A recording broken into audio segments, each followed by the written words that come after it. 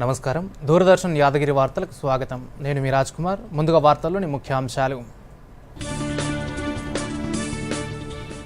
BC బిల్లుపై కేంద్రంపై ఒత్తిడి తీసుకొస్తామన్న రేవంత్ రెడ్డి 42% రిజర్వేషన్లపై రాష్ట్రంలో బీజేపీ వితండవాదం చేస్తోందని ఆరోపణ కులగణన సర్వేపై రేపు కాంగ్రెస్ ఎంపీలకు పీపీటీ ఇవ్వనున్నట్టు ముఖ్యమంత్రి వెల్లడి యూరియాను బ్లాక్ మార్కెట్కు కాంగ్రెస్ తరలిస్తోందని బీజేపీ ఆరోపణ రాష్ట్రానికి రావాల్సిన కోటా కన్నా కేంద్రం ఎక్కువగా సరఫరా చేసిందన్న ఎన్ రామచంద్రరావు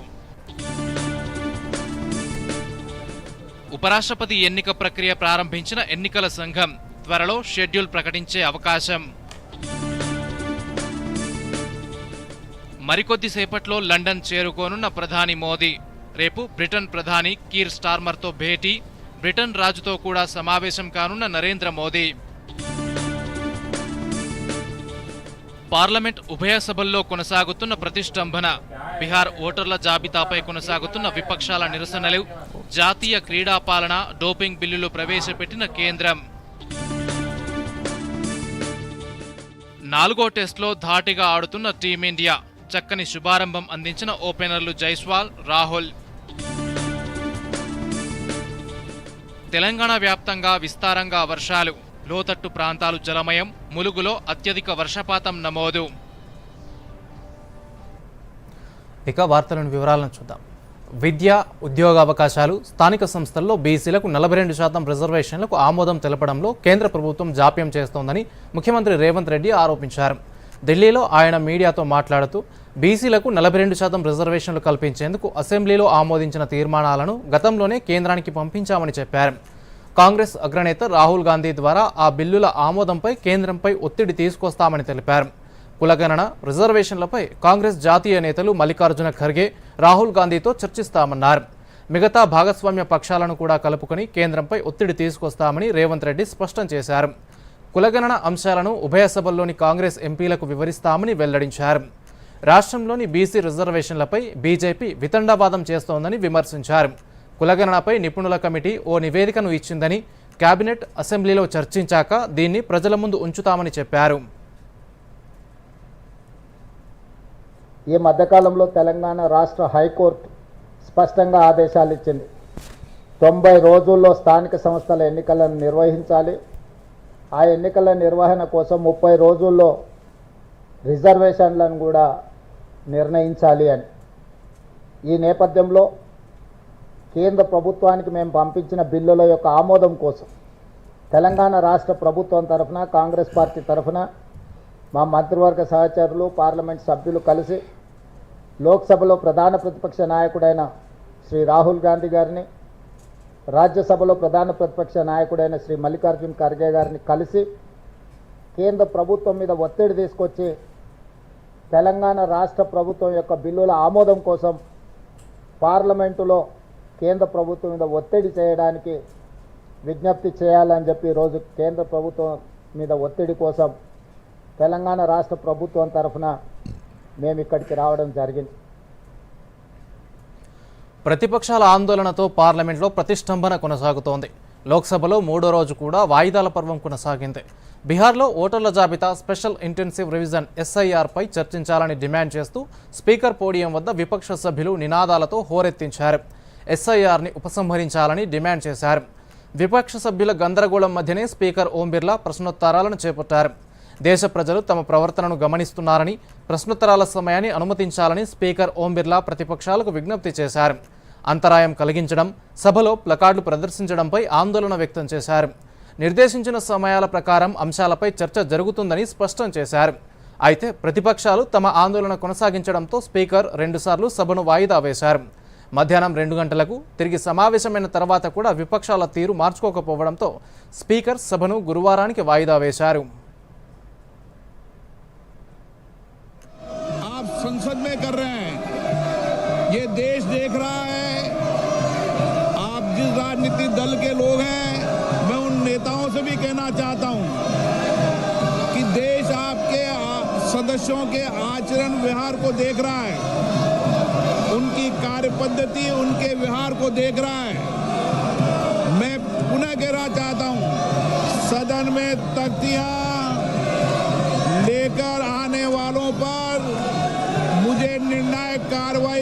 पड़ेगी। आप जाइए, सदन में बैठिए, मुद्दों पर चर्चा करिए, प्रश्नकाल पर हर मुद्दों पर, हर विषय पर नियम प्रक्रियाओं के तहत आपको चर्चा और संवाद करने का पर्याप्त अवसर दिया जाएगा।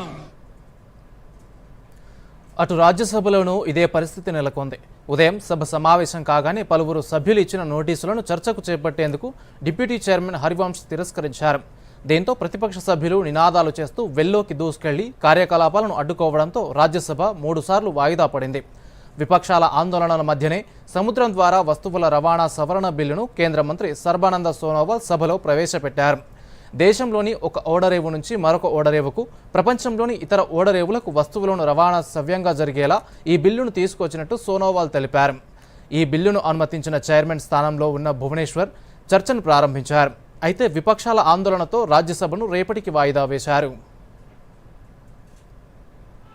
I rise to move that the carriage of goods by sea bill 2025 to provide for the responsibilities, liabilities, rights and immunities attached to carriers with respect to the carriers of goods by sea and for matter connected therewith and related thereto as passed by Lok Sabha be taken into consideration.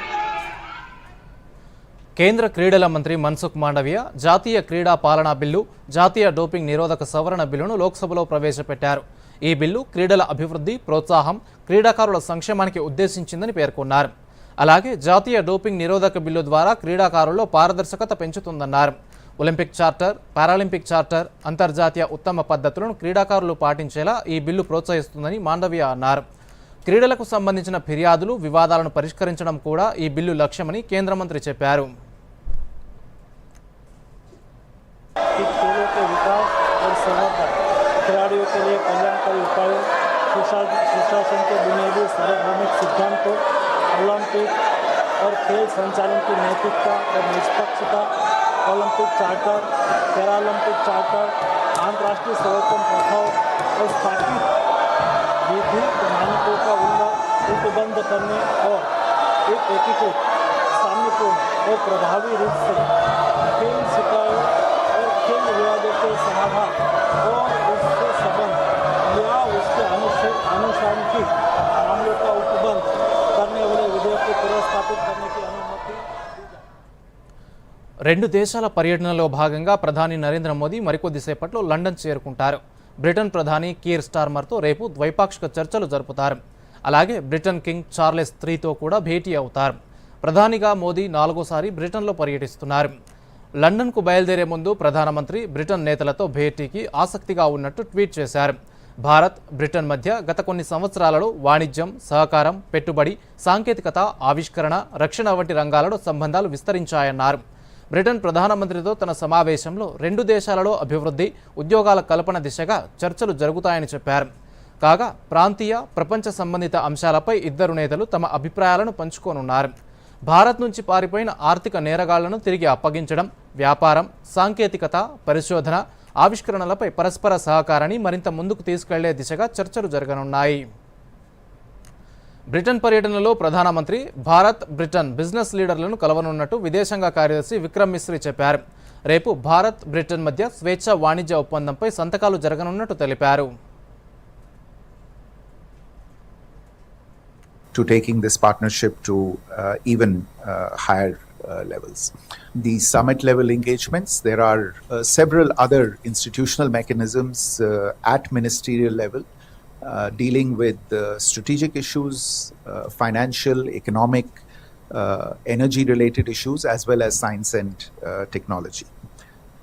In the contemporary times, the sectors of business, technology, research, education, innovation, the knowledge economy have emerged as key pillars of our bilateral cooperation.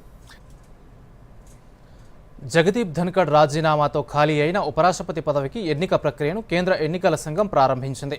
Rajya Sabha, లోక్సభలోని electoral college ఎంపీల జాబితా తయారీలో నిమగ్నమైంది. Returning అధికారుల పేర్లను ఖరారు చేసేందుకు కసరత్తు ప్రారంభించింది. త్వరలో ఉపరాష్ట్రపతి ఎన్నిక షెడ్యూల్ను ప్రకటించనుంది. ఆర్టికల్ 324 ప్రకారం ఉపరాష్ట్రపతి పదవికి ఎన్నికను నిర్వహించాల్సిన బాధ్యత ఎన్నికల సంఘానికి ఉంది. ఖాళీగా ఉన్న ఉపరాష్ట్రపతి పదవిని సాధ్యమైనంత త్వరలో భర్తీ చేస్తామని అధికార వర్గాలు వెల్లడించాయి. అయితే రాజ్యాంగ నిబంధనల్లో నిర్దిష్ట కాలపరిమితి గురించి ప్రస్తావన లేదు. కొత్త ఉపరాష్ట్రపతి ఎన్నిక ప్రక్రియ నెల రోజుల్లో పూర్తవుతుందని సమాచారం. పార్లమెంట్ ఉభయ సభల్లోని సభ్యులు ఉపరాష్ట్రపతిని ఎన్నుకుంటారు. లోక్సభ, రాజ్యసభ సభ్యులతో పాటు రాజ్యసభలో నామినేటెడ్ సభ్యులకు ఓటు హక్కు ఉంటుంది. లోక్సభలో ప్రస్తుతం 542 మంది సభ్యులున్నారు. రాజ్యసభలో 240 మంది ఉన్నారు. లోక్సభలో 1 సీటు, రాజ్యసభలో 5 సీట్లు ఖాళీగా ఉన్నాయి. 4 నామినేటెడ్ సభ్యులతో కలిపి ఉభయ సభల మొత్తం సభ్యుల సంఖ్య ప్రస్తుతం 786గా ఉంది.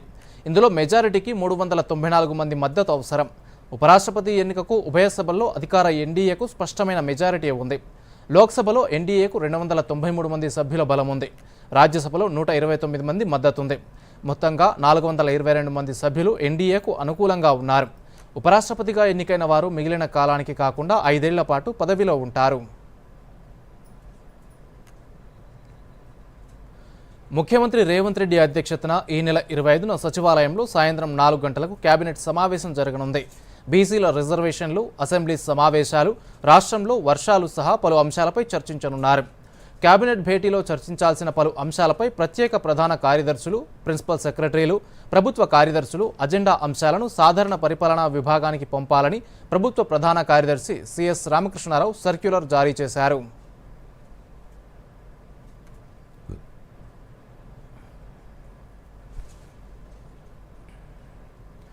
హైదరాబాద్లోని ఎస్హెచ్జీ మహిళలకు త్వరలోనే వడ్డీ లేని రుణాల చెక్కులను పంపిణీ చేస్తామని డిప్యూటీ సీఎం భట్టి విక్రమార్క చెప్పారు. రాష్ట్రంలో 20,000 కోట్లతో కొత్త రోడ్ల నిర్మాణం చేపట్టామని తెలిపారు. మహాలక్ష్మి పథకం ద్వారా తెలంగాణ రాష్ట్ర రోడ్డు రవాణా సంస్థ ఆర్టీసీలో మహిళలకు ఉచిత ప్రయాణం కల్పించిన ప్రభుత్వం ఇప్పటి వరకు 200 కోట్ల జీరో టికెట్లను జారీ చేసింది. ఈ సందర్భంగా రాష్ట్ర వ్యాప్తంగా ఉత్సవాలు నిర్వహించారు. హైదరాబాద్ ఎంజీబీఎస్లో నిర్వహించిన ఆర్టీసీ సంబరాల్లో డిప్యూటీ సీఎం భట్టి విక్రమార్క, మంత్రులు పొన్నం ప్రభాకర్, కోమటిరెడ్డి వెంకటరెడ్డి పాల్గొన్నారు. మంత్రి పొన్నం ప్రభాకర్ మాట్లాడుతూ కాంగ్రెస్ పార్టీ ఇచ్చిన హామీలను అమలు చేస్తుందని చెప్పడానికి ఇదే నిదర్శనమన్నారు. మంత్రి కోమటిరెడ్డి వెంకటరెడ్డి మాట్లాడుతూ గతంలో సంక్షోభంలో ఉన్న ఆర్టీసీని తమ ప్రభుత్వం లాభాల్లోకి తీసుకొచ్చిందన్నారు. ఆర్టీసీ ఎండీ సజ్జనార్ మాట్లాడుతూ ఉచిత ప్రయాణం వల్ల మహిళలకు మేలు జరిగిందన్నారు. సంస్థ కూడా నష్టాల నుంచి గట్టెక్కిందని పేర్కొన్నారు.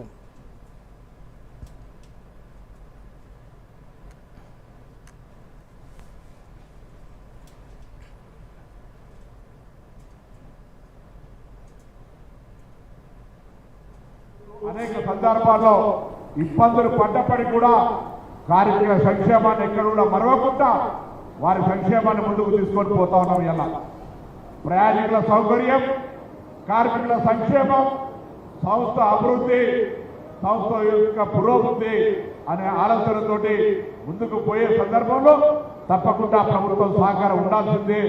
కార్మికుల సంక్షేమం ఈ సంస్థ చూడాల్సిందే అనేటువంటి లక్ష్యంతో పోతా ఉన్నాం. ఈరోజు ఈ ప్రభుత్వం పేదలకు సంబంధించి అనేక కార్యక్రమాలు, రైతులకు సంబంధించి, మహిళలకు సంబంధించి అనేక కార్యక్రమాలు తీసుకునే భాగంగా ప్రయాణికులకు ఉచితంగా ప్రయాణం చేసే సౌకర్యంతో పాటు వాళ్ళని ఎందుకు యజమానులను చేరాలని రాష్ట్రంలో ఉన్న మహిళా సంఘాలతోటి బస్సులు కొనుగోలు చేయించి ఆర్టీసీ నడిపి మొన్ననే గౌరవ ఉప ముఖ్యమంత్రి గారి చేతుల మీదుగా ఆర్టీసీ సంస్థ తరఫున 1 కోటి రూపాయలు వాళ్ళ కిరాయి చెల్లించిన 150 బస్సులకు అనే మాట సందర్భంగా మనగిస్తున్నాం. ఈరోజు ఒక చారిత్రాత్మక రోజు.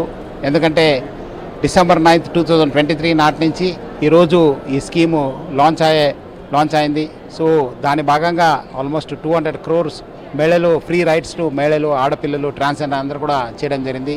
సో ఈ ఒక చారిత్రాత్మక రోజు. డిసెంబర్ 9 కూడా 2023 ఒక చారిత్రాత్మక రోజు అయితే ఈ రోజు కూడా ఒక చారిత్రాత్మక రోజు.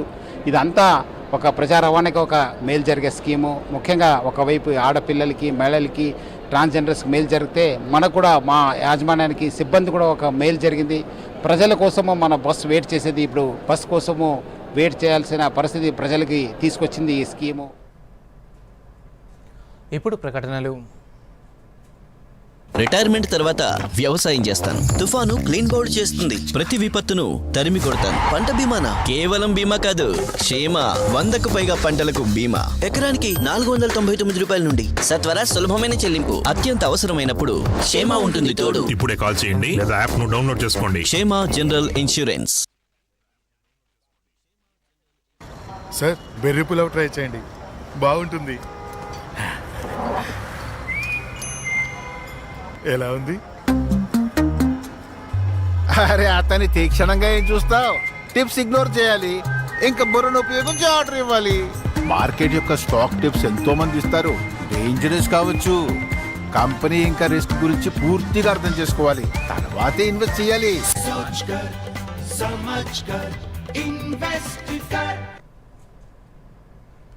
వార్తలకు పునఃస్వాగతం. రాష్ట్రంలో యూరియాను కాంగ్రెస్ ప్రభుత్వం బ్లాక్ మార్కెట్ తరలిస్తోందని తెలంగాణ బీజేపీ అధ్యక్షుడు ఎన్ రామచంద్రరావు ఆరోపించారు. యూరియా కృత్రిమ కొరత కాంగ్రెస్ చలవేనని పేర్కొన్నారు. హైదరాబాద్లోని బీజేపీ రాష్ట్ర కార్యాలయంలో రామచంద్రరావు మీడియాతో మాట్లాడుతూ రాష్ట్రానికి కేంద్రం కోట 9 మెట్రిక్ టన్నులైతే కేంద్రం ఇప్పటి వరకు 12 లక్షల మెట్రిక్ టన్నుల యూరియా అందించిందని వెల్లడించారు. అయితే రాష్ట్ర వ్యాప్తంగా యూరియాను సరఫరా చేయడంలో కాంగ్రెస్ ప్రభుత్వం విఫలమైందని విమర్శించారు.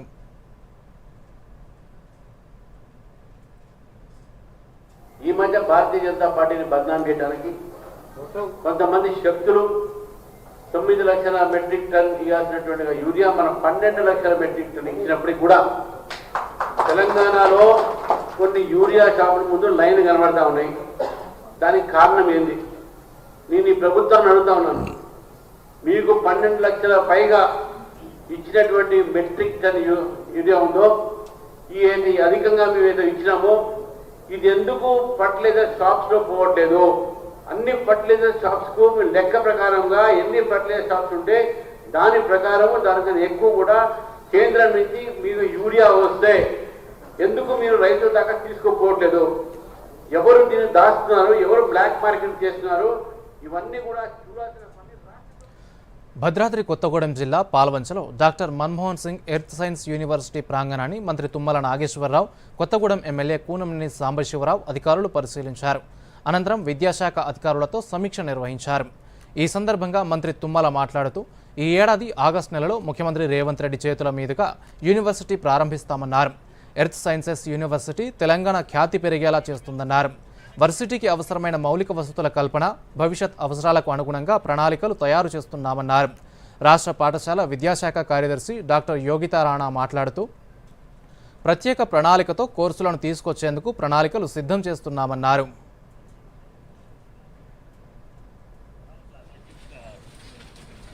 ఆగస్టు నెలలో ముఖ్యమంత్రి గారు సమయం తీసుకొని తప్పకుండా ఈ విశ్వవిద్యాలయ యొక్క ప్రారంభోత్సవం గౌరవ ముఖ్యమంత్రి రేవంత్ రెడ్డి గారి చేతుల మీదుగా చేయాలనే దాంతో సన్నాహకంగా ఇక్కడ ఉన్నటువంటి పరిస్థితులు ఆకలింపు చేసుకొని ప్రజెంట్ ఉన్నటువంటి అకామిడేషన్ ఏంటి సద్వినియోగం చేసుకోవాలంటే భవిష్యత్తులో రేపు రాబోయే 3 సంవత్సరాల కాలంలో దీనికి కావాల్సినటువంటి నిధులు, దీనికి కావాల్సినటువంటి పూర్తి స్థాయి పర్మనెంట్ స్ట్రక్చర్స్ తోటి ఒక పూర్తి స్థాయి విశ్వవిద్యాలయంగా స్థాపన కావాలి అంటే ఏం కావాలో అది గౌరవ ముఖ్యమంత్రి గారితో ఒక సమావేశాన్ని ఏర్పాటు చేసుకొని ఈ సంవత్సరం ఎర్త్ సైన్సెస్ యూనివర్సిటీ కొత్తగూడాన్ని ముఖ్యమంత్రి గారి సలహా మేరకి కేబినెట్ కూడా నిర్ణయించి ఇది మన్మోహన్ సింగ్ గారి యొక్క ఎర్త్ సైన్సెస్ యూనివర్సిటీ కొత్తగూడెంగా నామకరణం చేయబడింది. కానీ ఈ రోజు ఇక్కడ doctor Manmohan Singh earth science university వేయడం దాని వెనక సార్ వాళ్ళ కృషి, గౌరవ ముఖ్యమంత్రి గారు ఆదేశం మేరకు ఇక్కడ రావడం జరిగింది. ఈ సంవత్సరం ఆగస్ట్ నెలలోనే ఇక్కడ అండర్ గ్రాడ్యుయేట్, పోస్ట్ గ్రాడ్యుయేట్ లో ఇక్కడ దోస్త్ క్రింద ఇక్కడ అడ్మిషన్స్ మొదలవుతాయి. వచ్చిన ఒక 5-6 years లో ఖచ్చితంగా ఒక పర్స్పెక్టివ్ ప్లాన్ పెట్టి ఇక్కడ ఏమేమి ఇతర కోర్సెస్ కూడా ఇక్కడ వీలుంటే అది కూడా వేస్తాం సార్. బంగాళాఖాతంలో ఉపరితల ఆవర్తనం ప్రభావంతో తెలంగాణలో పలుచోట్ల భారీ వర్షాలు కురుస్తున్నాయి. జిల్లాల్లో కురిసిన వర్షాలతో ఇప్పటికే లోతట్టు ప్రాంతాలు జలమయమయ్యాయి. ఎగువ ప్రాంతంలో కురుస్తున్న వర్షాలకు హైదరాబాద్లోని జంట జలాశయాలకు నీటిని అందించే మూసీ, ఈసీ నదుల్లో నీరు ఉధృతంగా ప్రవహిస్తోంది. దీంతో ఇప్పటికే జంట జలాశయాల్లో నీటి మట్టం పూర్తి స్థాయికి చేరుకుంది. జలాశయాల దిగువ ప్రాంతంలో ఉన్న ప్రజలు అప్రమత్తంగా ఉండాలని అధికారులు సూచిస్తున్నారు. భద్రాద్రి కొత్తగూడెం జిల్లా చర్ల మండలంలోని తాలిపేరు మధ్య తరహా ప్రాజెక్టుకు భారీగా వరద నీరు వచ్చి చేరింది. దీంతో ప్రాజెక్టు 15 గేట్లు ఎత్తి 28,000 క్యూసెక్కుల వరద నీటిని దిగువ గోదావరికి విడుదల చేస్తున్నారు. ఎగువ ఛత్తీస్గఢ్తో పాటు తెలంగాణలో కురుస్తున్న వర్షాలకు భారీగా వరద పోటెత్తింది. ములుగు జిల్లాలోని వాజేడులో కుండపోత వర్షం కురిసింది. వాజేడు మండలం పేరూరులో 30.4 మిల్లీమీటర్ల వర్షపాతం నమోదైంది. బోగతా జలపాతం పొంగిపొర్లుతూ జలకళ సంతరించుకుంది. కాగా తెలంగాణలో పలు జిల్లాలకు వాతావరణ శాఖ అత్యంత భారీ వర్ష హెచ్చరిక జారీ చేసింది. ఉత్తర తెలంగాణలోని ఆదిలాబాద్, కొమరంభీం, మంచిర్యాల, పెద్దపల్లి, జయశంకర్ భూపాలపల్లి, ములుగు జిల్లాల్లో అత్యంత భారీ వర్షాలు కురిసే అవకాశం ఉందని తెలిపింది. 20 సెంటీమీటర్లకు పైగా వర్షపాతం నమోదయ్యే వీలుందని పేర్కొంది. నిర్మల్, నిజామాబాద్, జగిత్యాల, రాజన్న సిరిసిల్ల, కరీంనగర్, మహబూబ్ నగర్, వరంగల్, హనుమకొండ జిల్లాలకు అతి భారీ వర్ష సూచన చేసింది. ప్రజలు అప్రమత్తంగా ఉండాలని వాతావరణ శాఖ హెచ్చరించింది.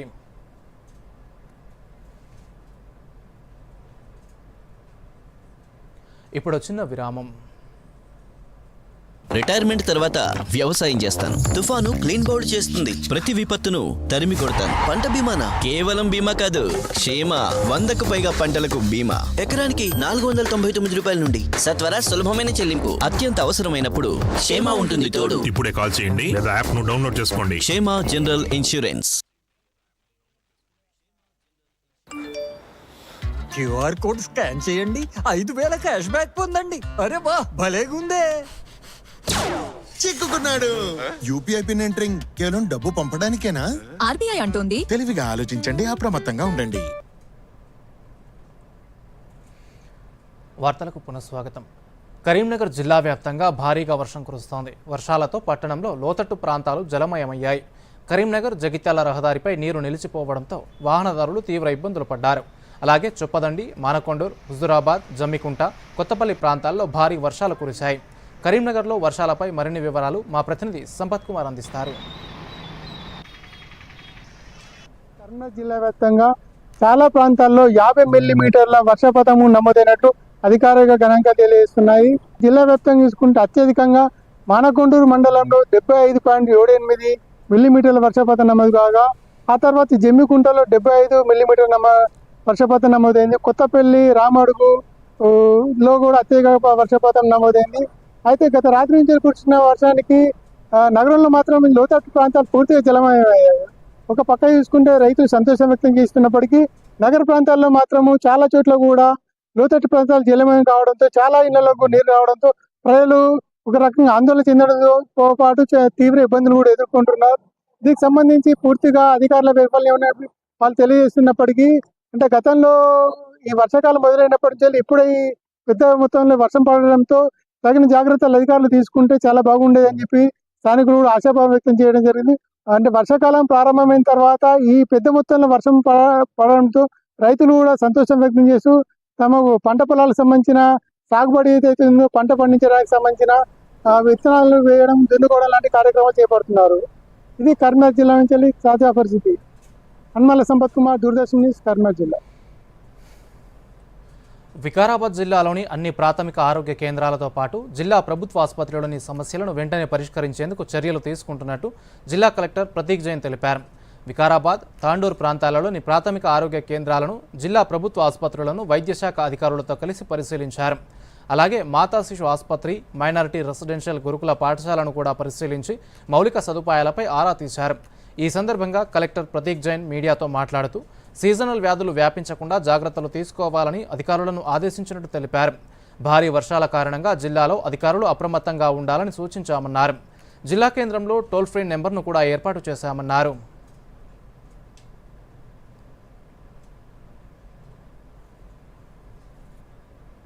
మనము ఒక స్థాయికి తీసుకొని ఇలాగా ఇప్పుడు ఆల్రెడీ జీజీహెచ్ వికారాబాద్ కూడా 2 రిపేర్ అవుతున్నాయి. పాత హాస్పిటల్ కానీ కొత్త హాస్పిటల్ కూడా మామూలుగా ఓపీ సెక్షన్ అంతా చేస్తున్నాయి. ఈరోజు విజిట్ పెట్టుకొని మనం పెట్టుకోవడం జరిగింది. సబ్ కలెక్టర్తో పాటు ఇంజనీర్స్, లోకల్ కాంట్రాక్టర్, డాక్టర్స్ వాళ్ళందరితో మీటింగ్ పెట్టుకొని we will try to improve. అక్కడ చిన్న చిన్న సమస్యలు ఉన్నాయి, టాయిలెట్స్ కానీ, డ్రింకింగ్ వాటర్ కానీ, లీకేజెస్ కానీ, some equipments, some diet contracts, ఇలాగా స్మాల్ అడ్మినిస్ట్రేటివ్ ఇష్యూస్ ఉన్నాయి. MCH, BS Tandur and GGH Kodangal, ఈ 3 ఇన్స్టిట్యూషన్ సంబంధించిన ఏవైతే దృష్టిలో వచ్చినాయి 1 వీక్ 10 days. దేశంలో డీడీ ఫ్రీ డిష్ ద్వారా ఉచితంగా డైరెక్ట్ టు హోమ్ DTH ఛానళ్లను వీక్షిస్తున్న ప్రేక్షకుల సంఖ్య రోజురోజుకి పెరుగుతోంది. 2018లో డీడీ ఫ్రీ డిష్ ఛానళ్లను చూస్తున్న వారు 3.3 కోట్ల మందికి పైగా ఉండగా గత ఏడాదికి ఈ సంఖ్య 4.9 కోట్లకు చేరుకుంది. కేంద్ర సమాచార ప్రసార సహాయ మంత్రి ఎల్ మురుగన్ ఈ విషయాన్ని ఈరోజు లోక్సభకు చెప్పారు. పార్లమెంట్ సభ్యులు డాక్టర్ బైరెడ్డి శబరి అప్పలనాయుడు ఈ అంశంపై అడిగిన ప్రశ్నలకు మంత్రి లిఖితపూర్వకంగా ఈ మేరకు తెలియజేశారు. దేశవ్యాప్తంగా ప్రేక్షకులకు ఉచితంగా ఛానళ్లను అందుబాటులోకి తీసుకొచ్చేందుకు Prasar Bharati DD free dish DTH ప్లాట్ఫామ్ను ప్రారంభించింది. దేశవ్యాప్తంగా మారుమూల సరిహద్దుల ప్రాంతాల్లో కూడా ఈ ప్లాట్ఫామ్ ద్వారా దూరదర్శన్తో పాటు పలు ప్రైవేట్ ఛానళ్లు ప్రసారమవుతున్నాయి. DTH ప్లాట్ఫామ్పై దక్షిణాది భాషలకు చెందిన ఛానళ్లు పెద్ద సంఖ్యలో అందుబాటులో ఉండేందుకు ప్రభుత్వం చర్యలు తీసుకుంటోంది. ఇందుకుగాను డీడీ ఫ్రీ డిష్ ఛానళ్ల ఈ వేలంలో దక్షిణాది భాషల ఛానళ్లకు ప్రత్యేక స్లాట్లను కేటాయించింది. గత ఏడాది ఏప్రిల్లో TV9 తెలుగు సహా 3 ఛానళ్లు డీడీ ఫ్రీ డిష్ ప్లాట్ఫామ్ మీదకి వచ్చాయి. దూరదర్శన్కు చెందిన డీడీ తమిళ్, డీడీ యాదగిరి సహా పలు ప్రాంతీయ ఛానళ్లు డీడీ ఫ్రీ డిష్ ద్వారా ప్రసారమవుతున్నాయి. వీటితో పాటు 27 విద్యా ఛానళ్లు కూడా డీడీ ఫ్రీ డిష్పై అందుబాటులో ఉన్నాయి.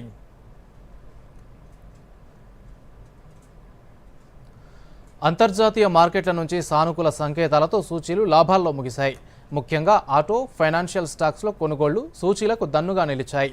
ఈ క్రమంలో సెన్సెక్స్ 500 పాయింట్లకు పైగా లాభపడి 82,726.64 వద్ద స్థిరపడింది. నిఫ్టీ 25,200 ఎగువన ముగిసింది. డాలర్తో రూపాయి మారకం విలువ 86.43గా ఉంది.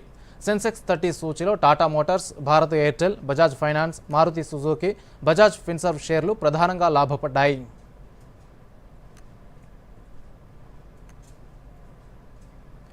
మాంచెస్టర్ వేదికగా ఇంగ్లాండ్తో ప్రారంభమైన 4వ టెస్టులో భారత్ ధాటిగా ఆడుతోంది. టాస్ నెగ్గిన ఇంగ్లాండ్ మొదట భారత్కు బ్యాటింగ్ అప్పగించింది. ఓపెనర్లు యశస్వి జైస్వాల్, KL రాహుల్ ఇంగ్లాండ్ బౌలర్లను ధాటిగా ఎదుర్కొంటూ తొలి వికెట్కు 94 పరుగులు జోడించారు. 98 బంతుల్లో 46 పరుగులతో కుదురుగా ఆడుతున్న రాహుల్ను వోక్స్ పెవిలియన్కు పంపించి భారత ఓపెనింగ్ భాగస్వామ్యాన్ని విడదీశాడు. రాహుల్ తర్వాత వచ్చిన సాయి సుదర్శన్ నెమ్మదిగా ఆడుతున్నాడు. కాగా యశస్వి జైస్వాల్ 92 బంతుల్లో 9 4లో 1 6తో అర్ధ సెంచరీ సాధించి అజేయంగా కొనసాగుతున్నాడు. డ్రింక్ సమయానికి భారత్ 1 వికెట్ నష్టానికి 120 పరుగులు చేయగా కడపటి వార్తలు అందే సమయానికి భారత్ 122 పరుగులకు 2 వికెట్లు కోల్పోయింది.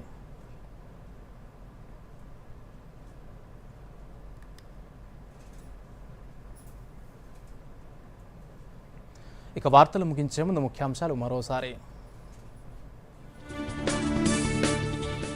బీసీ బిల్లుపై కేంద్రంపై ఒత్తిడి తీసుకొస్తామన్న రేవంత్ రెడ్డి. 42% రిజర్వేషన్లపై రాష్ట్రంలో బీజేపీ వితండవాదం చేస్తోందని ఆరోపణ. కులగణన సర్వేపై రేపు కాంగ్రెస్ ఎంపీలకు పీపీటీ ఇవ్వనున్నట్టు ముఖ్యమంత్రి వెల్లడి. యూరియాను బ్లాక్ మార్కెట్కు కాంగ్రెస్ తరలిస్తోందని బీజేపీ ఆరోపణ. రాష్ట్రానికి రావాల్సిన కోటా కన్నా కేంద్రం ఎక్కువగా సరఫరా చేసిందన్న ఎన్ రామచంద్రరావు. ఉపరాష్ట్రపతి ఎన్నిక ప్రక్రియ ప్రారంభించిన ఎన్నికల సంఘం త్వరలో షెడ్యూల్ ప్రకటించే అవకాశం. మరికొద్దిసేపట్లో లండన్ చేరుకోనున్న ప్రధాని మోదీ. రేపు బ్రిటన్ ప్రధాని కీర్ స్టార్మర్తో భేటీ. బ్రిటన్ రాజుతో కూడా సమావేశం కానున్న నరేంద్ర మోదీ. పార్లమెంట్ ఉభయ సభల్లో కొనసాగుతున్న ప్రతిష్టంభన. బీహార్ ఓటర్ల జాబితాపై కొనసాగుతున్న విపక్షాల నిరసనలు. జాతీయ క్రీడా పాలన, డోపింగ్ బిల్లులు ప్రవేశపెట్టిన కేంద్రం. 4వ టెస్టులో ధాటిగా ఆడుతున్న టీమిండియా. చక్కని శుభారంభం అందించిన ఓపెనర్లు జైస్వాల్, రాహుల్. తెలంగాణ వ్యాప్తంగా విస్తారంగా వర్షాలు. లోతట్టు ప్రాంతాలు జలమయం. ములుగులో అత్యధిక వర్షపాతం నమోదు. దూరదర్శన్ యాదగిరి వార్తలను ఇప్పుడు సోషల్ మీడియాలో కూడా చూడొచ్చు. యూట్యూబ్ అయితే DD న్యూస్ తెలంగాణ, ఎక్స్ వేదికగా అయితే DD news Telangana @DD Yadagiri news, Facebook అయితే DD న్యూస్ తెలంగాణలో చూసి సబ్స్క్రైబ్ చేసి లైక్ చేయండి, షేర్ చేయండి.